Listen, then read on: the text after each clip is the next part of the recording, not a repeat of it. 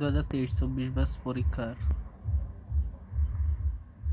2024 12-12-2025 ইংরেজি LLB preliminary guide ডাক্তার AB সিদ্দিকের লেখা তৃতীয় পত্র ইসলামিক আইনতত্ত্ব ও মুসলিম ল। বিষয়কোড 503। মুসলিম আইন আমরা এক কথায় বলতে পারি সাধারণ অর্থে আইন বলতে আচরণবিধি বোঝায় যা সার্বভৌমত্ব কর্তৃত্ব বলবৎ করা হয়। ইসলামের আইনের কে শরিয়াত বলা হয়।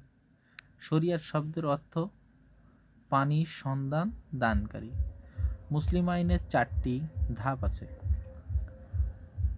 প্রথম আমল হিজরি শুরু হয়েছে 1 থেকে 10 হিজরি পর্যন্ত। দ্বিতীয় আমলটি শুরু হয় 10 থেকে 40 হিজরি পর্যন্ত। তৃতীয় আমলটি শুরু হয় 40 হিজরি হতে 3য় শতাব্দী পর্যন্ত। সহিহ বুখারী ও সহিহ মুসলিমের পরিগণিত হয়। চতুর্থ হিজরি আমল শুরু হয় হিজরি 3 থেকে বর্তমান পর্যন্ত।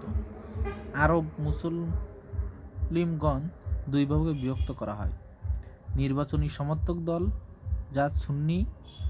যার প্রতিষ্ঠাতা হযরত আবু বকর সিদ্দিকী, যিনি প্রথম খলিফা নির্বাচিত হন, আর মনোনয়ন সমর্থক দল হিসাবে শিয়া দল হিসাবে প্রবর্তক বা মনোনীত হয়েছিল হযরত আলী রাদিয়াল্লাহু আনহু। ধন্যবাদ।